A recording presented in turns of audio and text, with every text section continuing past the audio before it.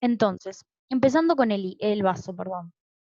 El vaso es un órgano linfoide, ¿tá? Pertenece al sistema linfático y por su ubicación va a tener muy grandes relaciones con el estómago, con el páncreas, con el colon, los vasos sanguíneos de estos órganos y también los pliegues del peritoneo que los unen entre sí. ¿Dónde se ubica el vaso? Bueno, su ubicación es en la celda subfrénica izquierda, es decir, por debajo del diafragma del lado izquierdo. Y con respecto a la división de los cuadrantes del abdomen, lo podemos ubicar en el hipocondrio izquierdo, quedando eh, hacia atrás, o sea, posterior al estómago, por arriba del riñón izquierdo, de la flexura cólica izquierda, que es parte del colon, y del ligamento frenocólico izquierdo. El ligamento frenocólico une el colon al diafragma. Estos órganos que mencionamos son los que mantienen el vaso en su lugar y sobre los que el vaso reposa, ¿sí? Se apoya sobre estos órganos. También con los pliegues peritoneales que hay alrededor y los vasos esplénicos, arteria y vena esplénica, que son los que nutren al órgano. Generalmente tenemos un solo vaso, pero puede suceder que haya pequeños vasos chiquitos alrededor del principal, digamos, en un caso excepcional. Si no es ninguna patología ni nada, puede suceder. Con respecto a su morfología, tiene forma de un poliedro, ¿sí? Con 4 caras. Es irregular, un poco alargado, y va a tener una inclinación que es parecida a las costillas que están por arriba cubriéndolo. Entonces, vamos a ver aquí tenemos, acá lo tenemos ubicado al vaso, ¿verdad? Vean la relación con los órganos abdominales como el estómago, aquí adelante, el páncreas, que es este amarillito que se ve acá, algo del hígado, y aquí abajo tenemos el colon, ¿sí? Esto que está aquí es lo que llamamos flexura cólica izquierda. Bueno, va a tener más o menos las dimensiones de 12 centímetros de longitud, 8 centímetros de ancho y 4 de espesor. Y su peso es aproximadamente 200 gramos. Con respecto a la configuración externa y a las relaciones, le vamos a reconocer 4 caras. La cara diafragmática, que en realidad se ubica hacia el sector posterolateral, sería este nivel, está toda tapizada por peritoneo y contacta con el diafragma en toda su extensión. Recordamos que el diafragma va a estar más o menos a esta altura, por arriba del hígado, del estómago y del vaso. También se relaciona con el receso costodiafragmático. Recordamos que era el receso que quedaba a este nivel entre la unión del diafragma y las costillas que venían, la pared costal que viene desde el lateral. Y bueno, también se va a relacionar con el pulmón izquierdo que va a estar hacia acá arriba en el tórax. Corresponde a la altura de las costillas 9, 10 y 11. Con respecto a la cara renal, es la cara que queda más inferior y medial, ¿sí? Más hacia este nivel. También está cubierta por peritoneo visceral y tiene una concavidad que se adapta a la parte de arriba de la glándula suprarrenal y del riñón. Acá les pido disculpas, dice riñón derecho, debería decir riñón izquierdo, ¿verdad? Estamos hablando del lado izquierdo, ¿sí? Riñón izquierdo, ¿no? Y bueno, va a tener otra cara que es la cara gástrica, ¿sí? Más hacia adelante, también medial, la que se relaciona con el estómago, y se modela, toma la forma de la pared posterior del estómago. Esta cara tiene como unos agujeritos, unas fositas, por donde van a entrar los vasos, ¿sí? Justamente donde van a entrar los vasos sanguíneos al vaso, al órgano. ¿tá? Entonces, esta cara por la que entran los vasos sanguíneos es el hilio del vaso. Y luego vamos a tener una cara cólica, también llamada base, ¿tá? Que es la que se apoya en la flexura cólica izquierda que estamos viendo acá. Y también se relaciona con la cola del páncreas, ¿sí? Ahora lo vamos a ver. Entonces, va a tener un borde superior que está escotado por algunas incisuras, y es esto que estamos viendo acá, como que tiene como unos globitos, ¿tá? Esas son las incisuras en el borde superior. Este borde lo que hace es separar la cara gástrica, que aquí en este dibujo está marcada con el número 1, ¿sí? Acá sería, bueno, no se ve porque justamente está en su posición anatómica, pero es la que separa la cara gástrica de la diafragmática. Y se relaciona a través del diafragma con la pleura y el pulmón izquierdo que están hacia arriba, ¿verdad? O sea, más acá arriba tendríamos pleura y pulmón. El borde inferior se encuentra entre la cara renal, ¿sí? Y la cara diafragmática, ¿sí? Acá tenemos nuestra cara renal, ¿tá? Por acá vamos a tener el borde inferior. Y el borde medial es el que separa las caras renal y gástrica, ¿sí? O sea, más o menos a este nivel tendríamos ese borde medial. Entonces, nos queda solo hablar de la cara cólica, ¿verdad? Que está como, ven que es como un triángulo, ¿sí? La cara cólica es la que está aquí con el número 4, y tiene como un triángulo que lo delimita. Entonces son estos tres segmentos, separan a la cara cólica de la cara renal, ¿sí? Hacia acá, de la cara gástrica hacia acá, y de la cara diafragmática mediante este borde inferior. Entonces acá estamos viendo la ubicación del vaso en su posición anatómica, ¿verdad? Y acá están llegando los vasos sanguíneos que lo nutren, arteria y vena esplénica. Acá podemos ver la relación con la flexura cólica izquierda, también la relación con el riñón y con el estómago más hacia arriba, ¿tá? Y ahora vamos a ver un poco estas otras estructuras. Entonces, vamos con los vasos y los nervios que van a ser. Las arterias que llegan al vaso, ¿sí? Esto es como un esquemita de cómo se dispone. Todas provienen, ¿sí? Son ramitas de la arteria esplénica, ¿sí? La arteria del vaso se llama arteria esplénica.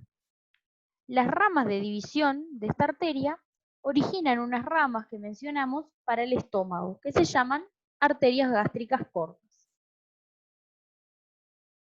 Las venas están en igual número que las arterias, y bueno, es un detalle, pero mayormente se encuentran hacia posterior, ¿sí? También se llama vena esplénica a la vena principal del vaso, como vemos acá en color azul.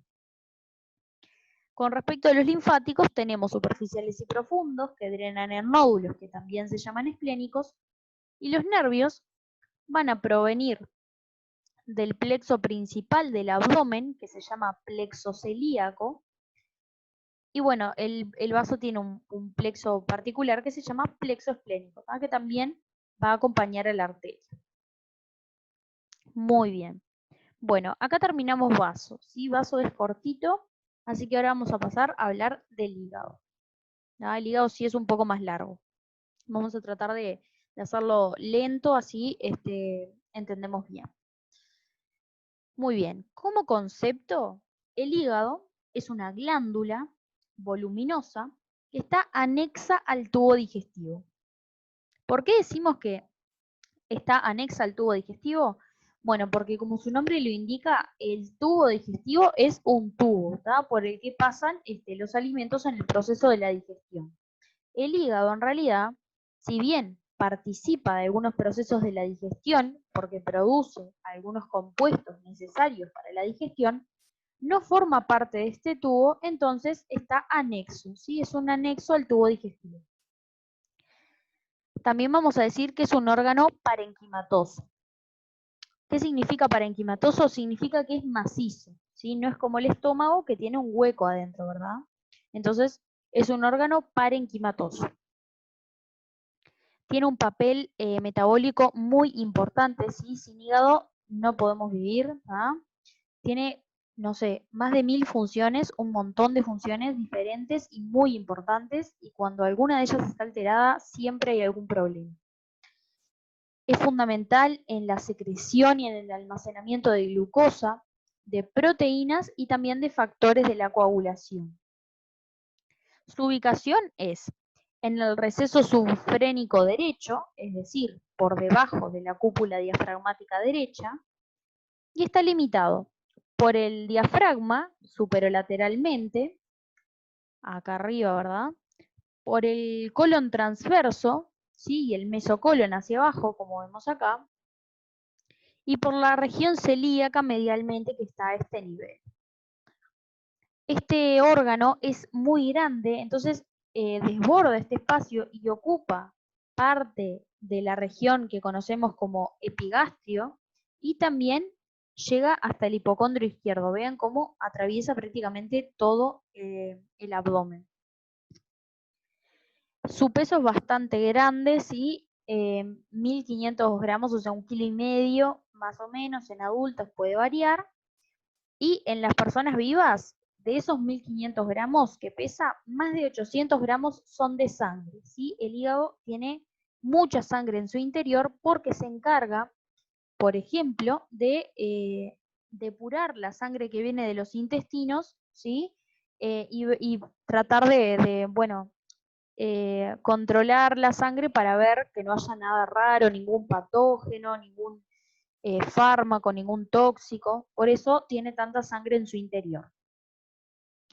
Sus dimensiones son 28 centímetros más o menos, como siempre es variable, transversalmente, 16 centímetros antero-posterior y 8 centímetros de espesor. Muy bien. Vamos con la configuración externa.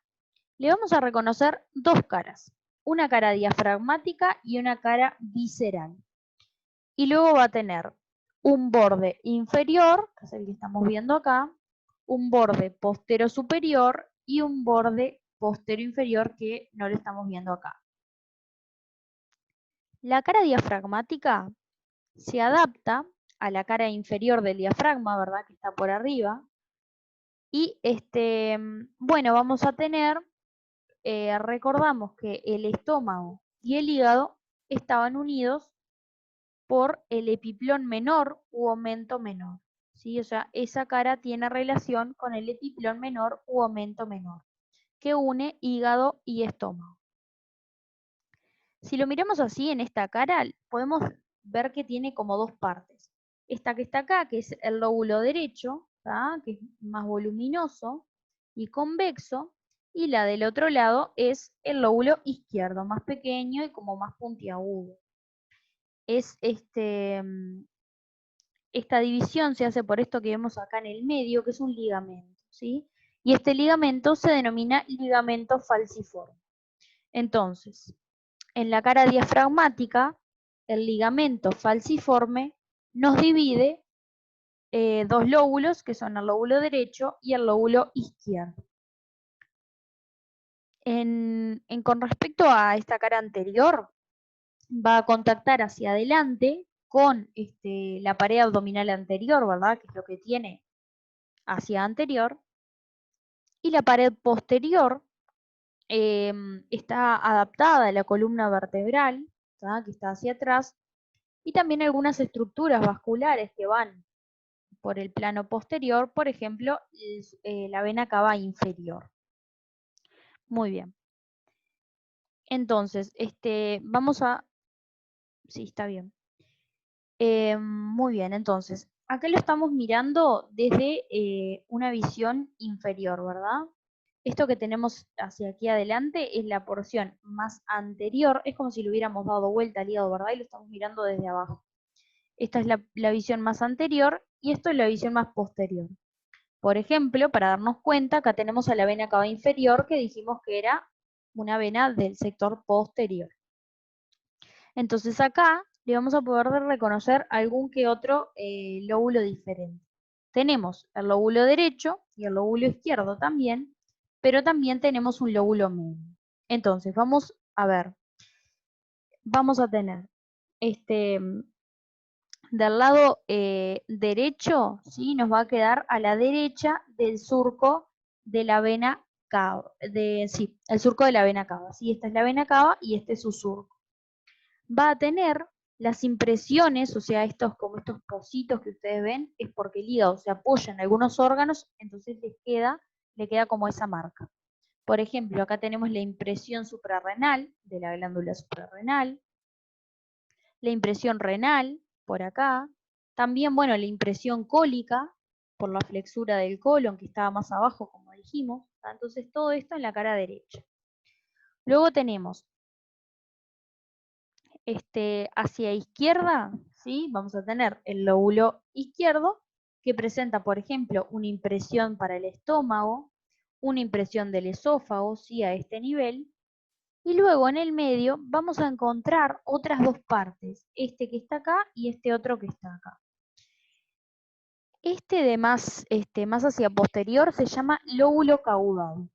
Entonces queda entre el surco de la vena cava inferior y el surco de este ligamento, que no importa, pero se llama ligamento venoso. Entonces acá tenemos al lóbulo caudado.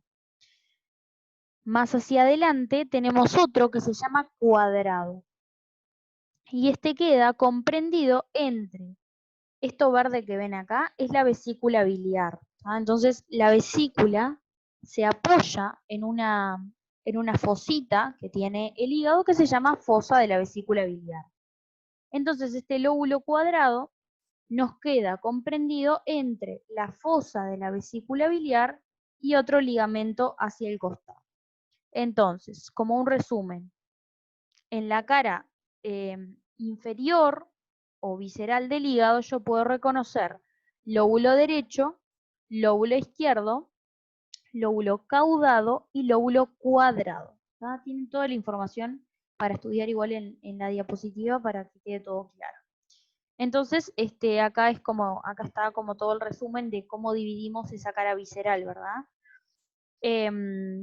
Dijimos que tenemos esta fisura del ligamento redondo, que nos divide a la cara también, y después el surco de la vena cava. Y una estructura que me olvidé de mencionarles es esto que está acá a este nivel, que es el hilio hepático, ¿sí? Es decir, el lugar por el que entran al hígado sus vasos, sus nervios y también los conductos biliares, como estamos viendo acá. Muy bien. Entonces acá otra imagen para que nos quede más claro, ¿sí? Acá, por ejemplo, tenemos el lóbulo izquierdo, ¿verdad? Esto sería el sector posterior y esto sería el sector anterior. ¿no? Acá vamos a tener el lóbulo derecho, el lóbulo cuadrado, que dijimos que era el que quedaba hacia adelante, entre la vesícula biliar acá con verde y el ligamento redondo a este nivel. Hacia atrás, el porta hepático o hilio del hígado, ¿sí? Es lo mismo decir porta hepático que hilio del hígado. Se denomina así por una vena muy importante, que es la vena porta hepática, ¿sí? Que la vamos a ver en un ratito.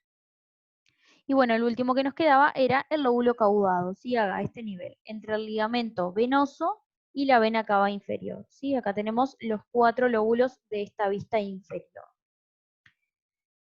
Muy bien, entonces, bueno, la fosa de la vesícula biliar, ya la comentamos, donde se apoya la vesícula.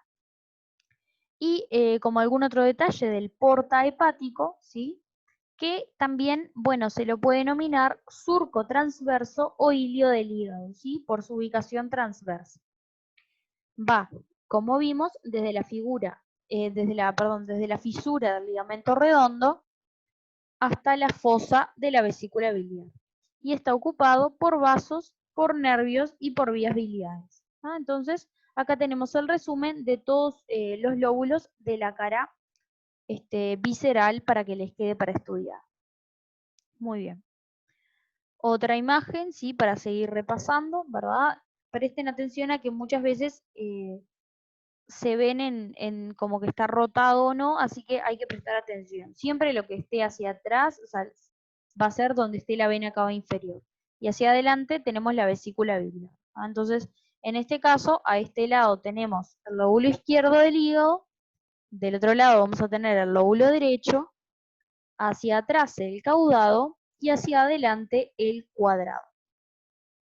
Muy bien. Bueno, y a este nivel estamos viendo el ilio o porta hepático.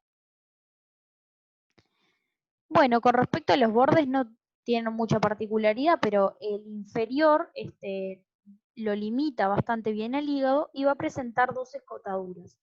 Una, que es esta que era para el ligamento redondo, que es este ligamento que tenemos acá, y la otra es la fosa de la vesícula biliar que se ve desde acá adelante. Muy bien. Y luego vamos a tener bordes postero inferior y postero superior, ¿sí? Que no van a tener mayor importancia para este momento. ¿Cómo se fija el hígado? ¿Cuáles son sus medios de fijación? Bueno, van a ser tejido conjuntivo que lo une al diafragma, la vena cava inferior, porque es una estructura, a pesar de ser una estructura vascular, que bueno, que no es que sea una vena del hígado, pero tiene relación, pero está muy adherida a ese surco de la vena cava inferior, entonces corresponde a un medio de fijación. Y también tenemos venas hepáticas. Después tenemos distintos pliegues del peritoneo que van a unir al peritoneo del hígado con el peritoneo de la pared.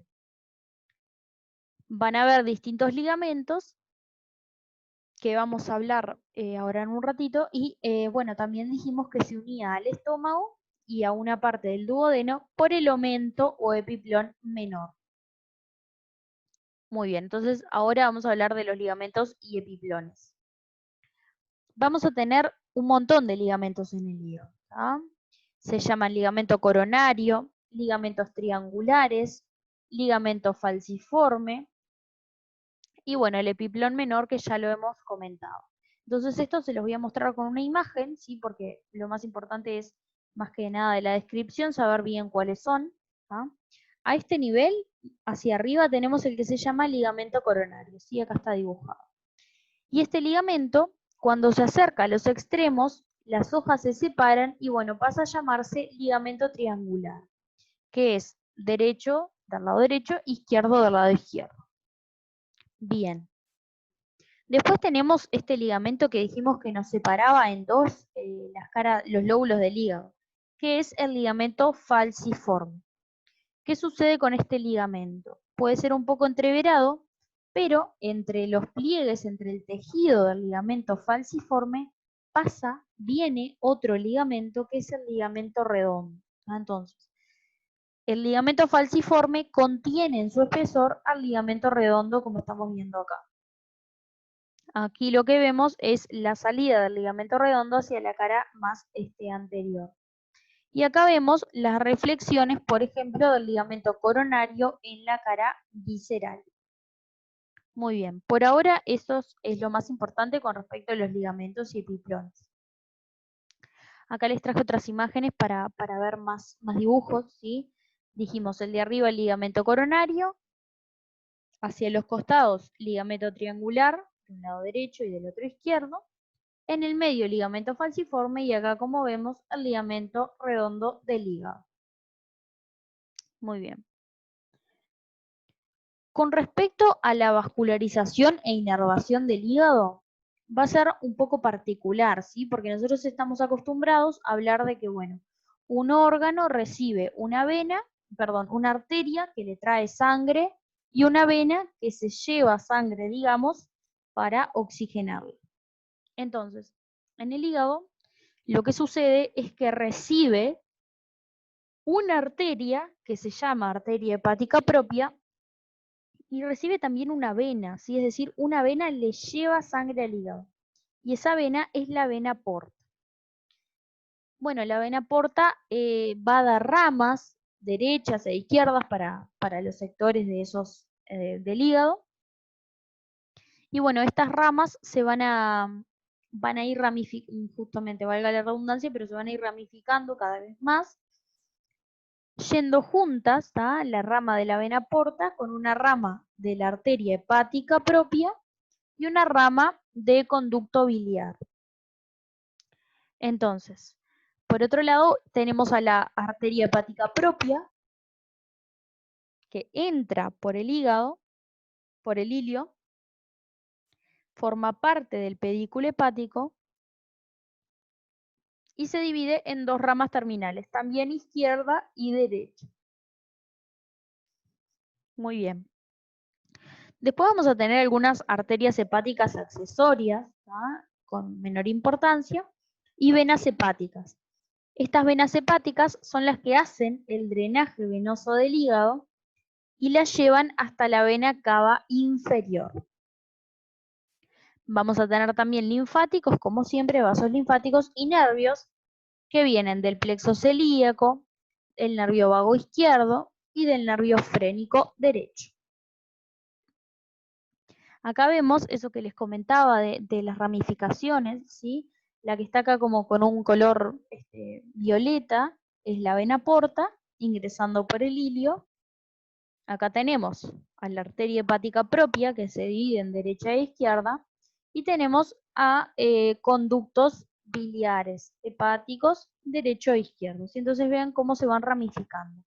Y estas que tenemos hacia arriba, con azul, son las venas hepáticas o suprahepáticas, porque están como en esta disposición hacia arriba, que se llevan la sangre hacia la vena cava inferior que está a este nivel. Acá vemos otra imagen. La que viene desde abajo es la vena porta hepática, que como dice acá, trae sangre del sistema digestivo y del vaso y entra al hígado por el ilio. Y las de arriba, las venas suprahepáticas que se llevan la sangre a la vena cava inferior. Entonces, ¿por qué se llama así vena porta? Bueno, esto es porque se forma un sistema que se llama sistema porta. Tenemos que la vena porta es un tronco venoso, ¿verdad? Que va a llevar hasta el hígado la sangre de las porciones por debajo del diafragma del tubo digestivo, del vaso y del páncreas. ¿Por qué es esto? Bueno, por cómo está formada la vena porta. La vena porta se forma por la unión de la vena esplénica, o sea, la vena del vaso, como vimos hace un ratito, uniéndose a la vena mesentérica inferior, que es una vena del abdomen, ¿sí? Estas dos forman el tronco que vemos a este nivel, que se llama espleno mesentérico, y este tronco espleno mesentérico se va a unir a la vena mesentérica superior, ¿sí? Que es otra vena de drenaje del tubo digestivo. Entonces, la unión de la vena mesentérica superior con el tronco espleno mesentérico nos da origen a la vena porta, ¿sí? Que la tenemos acá, por eso esa combinación de celeste y violeta en el dibujo. Esto sucede más o menos a nivel de L2, de la vértebra lumbar 2. Entonces, como podrán ustedes pensar, la vena porta le lleva al hígado sangre que tiene baja concentración de oxígeno, pero que es rica en productos de absorción del intestino, ¿verdad? Lleva estos productos que se salen por la sangre del intestino hacia el hígado, como dijimos hoy, por esa función que tiene el hígado de ser como un filtro, por así decirlo, ¿tá? Por eso tiene que pasar por allí la sangre. Muy bien. Aquí vemos esta otra imagen, nada, no se entreveren, simplemente es para que vean la formación de la vena porta. ¿Sí? A este nivel tenemos la vena esplénica, acá tenemos a la vena mesentérica inferior, acá vamos a tener entonces al tronco espleno-mesentérico, ¿sí? Y acá, bueno, uniéndose a la vena mesentérica superior, tenemos a nuestra vena porta, que como dijimos, va a dividirse en ramas derecha e izquierda para cada sector del hígado. Entonces, este sistema porta es un sistema, un tipo de sistema circulatorio que comienza en capilares, que en este caso van a ser los capilares del intestino, ¿tá? Después pasa a ser un vaso de mayor tamaño, cuando finalmente se conforma la vena porta, y luego vuelve a formar capilares, porque dijimos que la vena porta se ramificaba adentro del hígado y eso es cada vez formando venas y vénulas y capilares de muy pequeño calibre, ¿verdad? Entonces, como ven, yo arranco en capilares desde el intestino, donde salen todos esos nutrientes, esos productos, desechos, puede haber alguna bacteria, lo que sea, y eso se va por la vena porta hacia el hígado. Muy bien. ¿Y qué es lo que sucede? La vena porta, cuando entra al hígado, va a dividirse y esas divisiones generan segmentos. No se entreveren, los segmentos están acá con colores y su ubicación, pero bueno, la rama derecha, dijimos de la, de la vena porta, va a la porción hepática derecha y la izquierda a la izquierda. ¿Ah? Y estas divisiones se terminan formando 8 segmentos, que son los que tenemos acá, ¿ah? En la cara visceral del hígado y en la cara diafragmática. ¿Sí? Acá vemos la cara visceral y acá vemos la cara diafragmática. Entonces, en el lado izquierdo vamos a tener el segmento 2, al segmento 3, ¿sí? Acá los vemos, y al segmento 4 a este nivel, y luego en el lado derecho vamos a tener al 5, al 6, al 7 y al 8, que solo se ve en la cara diafragmática. Por otro lado, el número 1 es, lo tenemos acá, bueno, en realidad seguía, bueno, esto es como para que vean cómo es más o menos esa división. Si es un esquema, simplemente se hizo para poder estudiar cada uno de los segmentos. ¿Ah? Entonces el segmento va a ser la división mínima funcional del hígado porque es la que le corresponde una rama de la arteria hepática, una rama de la vena porta y una rama de conducto biliar. Entonces eso determina que, por ejemplo, si yo tengo algún problema en el hígado y tengo alguna porción afectada, se pueda, por ejemplo, retirar ese segmento, ¿sí? Porque yo saco un segmento, los otros segmentos van a seguir teniendo su arteria, su vena y su conducto biliar, entonces no los voy a afectar por ese motivo. Entonces acá, como el resumen de cómo se llaman estos segmentos, no se los tienen que aprender, simplemente sepan que son 8, y bueno, que por ejemplo, el 1 es el lóbulo caudado, entonces yo solo lo veo en la cara visceral. Después vamos a tener segmentos que son el 2, el 3 y el 4 en el lado izquierdo, y los segmentos derechos que son el 5, el 6, el 7 y el 8, y recuerden que el 8 solo lo vemos en la cara diafragmática. Todas son esas particularidades, no se maten aprendiendo todos los nombres y eso. Muy bien, y acá, bueno, les dejé el código de colores para ir viendo cómo se llama cada uno de los segmentos, ¿ah? Para que vayan viendo los nombres, simplemente eso, ¿sí? Entonces, 1, lóbulo caudado, el 2 se llama segmento lateral izquierdo, el 3, segmento anterolateral izquierdo, el 4, segmento medial izquierdo, que es el relacionado con la fosa de la vesícula, el segmento 5, que es anterior medial derecho, y bueno, aquí tenemos a la fosa cística o de la vesícula. El segmento 6, que se llama anterior lateral derecho. El 7, posterior lateral derecho. Y el 8, que es el postero medial derecho. ¿Sí? Esos son los nombres que le han puesto a los segmentos. Muy bien. ¿Qué más nos falta hablar? Tenemos que hablar de las vías biliares. Las vías biliares son las que conducen la bilis desde el hígado hacia afuera del hígado, hacia la vesícula y el intestino. Entonces vamos a tener vías biliares dentro del hígado, que son las llamadas intrahepáticas, y vías extrahepáticas, por afuera del hígado. Bueno, con respecto a las vías biliares, lo más importante es que finalmente van a empezar, digamos, en sentido opuesto a la vena porta y a la arteria hepática. Nosotros dijimos que la arteria y la vena se iban dividiendo en ramas derechas e izquierdas, y luego cada vez se dividían más y más en ramas más finitas.